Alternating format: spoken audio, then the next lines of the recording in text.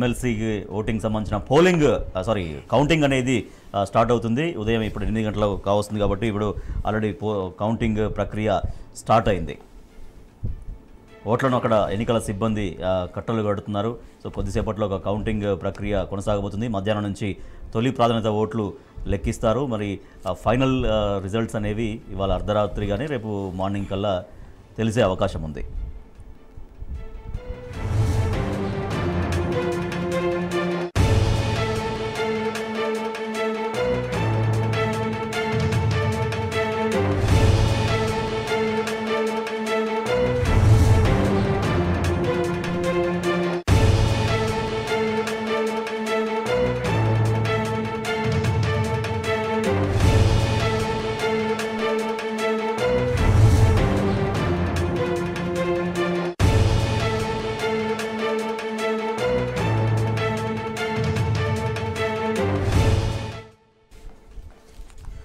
Right, మొన్న జరిగిన ఉమ్మడి వరంగల్, ఖమ్మం, నల్లగొండ పట్టభద్రుల ఎమ్మెల్సీ స్థానానికి ఉప ఎన్నికకు సంబంధించినటువంటి కౌంటింగ్ ప్రక్రియ మొదలవుతుంది. అక్కడ సిబ్బంది కట్టలు కడుతున్నారు, ఓట్ల బ్యాలెట్ పేపర్లు కట్టలు కడుతున్నారు. మధ్యాహ్నం నుంచి తొలి ప్రాధాన్యత ఓట్ల లెక్కింపు స్టార్ట్ కాబోతుంది.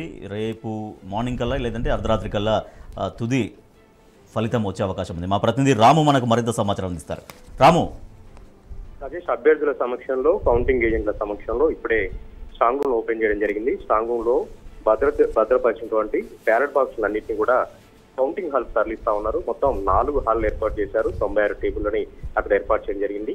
ఇప్పుడు ఈ బ్యాలెట్ బాక్సులు అన్నింటినీ కూడా అభ్యర్థుల సమక్షంలోనే ఓపెన్ చేసి వాటన్నిటిని కూడా ఒక్క దగ్గర చేర్చి వాటన్నిటిలో 25-25గా బండల్స్ కడతారు. బండల్స్ కట్టిన తర్వాత టేబుల్స్ వారుగా వాటిని పంపిణీ చేసి అందులో చెల్లుబాటు ఓట్లు, చెల్లని ఓట్లను తెలియజేసి చెల్లినటువంటి ఓట్లలో సగానికంటే ఎక్కువ ఎవరికైతే అభ్యర్థికి రీచ్ అవుతారో అతన్ని విజేతగా ప్రకటించాల్సి ఉంది. మొదటి ప్రాధాన్యత ఓట్లను మొదటగా లెక్కిస్తారు. మొదటి ప్రాధాన్యత ఓట్లలోనే గెలుపుకు సంబంధించినటువంటి కోటా రీచ్ అయినట్టయితే వారిని అభ్యర్థి గెలుపుగా ప్రకటిస్తారు. కానీ ఎవరు కూడా ఇప్పటి వరకు జరిగినటువంటి 4 ఎన్నికల్లో కూడా మొదటి ప్రాధాన్యత ఓట్లలో గెలవలేదు. రెండో ప్రాధాన్యత ఓట్లలోనే ఎవరు కూడా గెలిచారు. ఈసారి కూడా ఇప్పుడు జరిగినటువంటి ఉప ఎన్నికల్లో కూడా ఖచ్చితంగా రెండో ప్రాధాన్యత ఓట్లలోనే గెలుపు అనేది ఖాయమవుతుందని కూడా అధికారులు అంచనాలో ఉన్నారు. ఆ మేరకు దాదాపు 72 గంటల పాటు ఈ కౌంటింగ్ నిర్వహించే అవకాశం ఉంది కాబట్టి దానికి సంబంధించి పకడ్బందీగా ఏర్పాటు చేశారు. కౌంటింగ్ అనేది మధ్యలో ఆపడానికి లేదు, నిరంతరంగా కొనసాగించాల్సి ఉంటుంది. 72 గంటల పాటు కూడా నిరంతరంగా కొనసాగించారు కాబట్టి షిఫ్టుల వారీగా సంబంధించినటువంటి సిబ్బందిని కూడా ఇప్పటికే నియమించారు. ప్రతి 8 గంటలకు ఒక షిఫ్ట్ ప్రకారం దాదాపు 900 మందిని, ఒక్కొక్క షిఫ్ట్ కు 900 మందిని ఇప్పటికే శిక్షణ ఇచ్చి వారందరికీ కూడా విధుల్ని కేటాయించడం జరిగింది. అత్యంత భద్రత నడుమ, సీసీ కెమెరాల ప్రహార నడుమ ఈ కౌంటింగ్ అంతా కూడా జరుగుతుంది.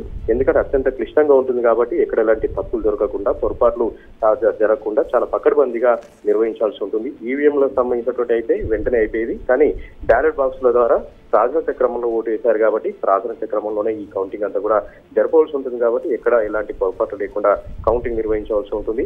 ఒక్కొక్క బ్యాలెట్ పేపర్ దాదాపుగా ఒక న్యూస్ పేపర్ అంతా ఉంది కాబట్టి వాటన్నిటిని కూడా జాగ్రత్తగా ఓపెన్ చేసి ఎవరికి ప్రాధాన్యత ఓట్లు పడ్డాయి, ఎవరికి చెల్లని ఓట్లు ఏ ఉన్నాయని కూడా వేరు చేయాల్సి ఉంటుంది.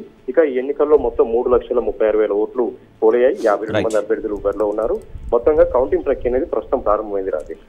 Right, thank you Ramu.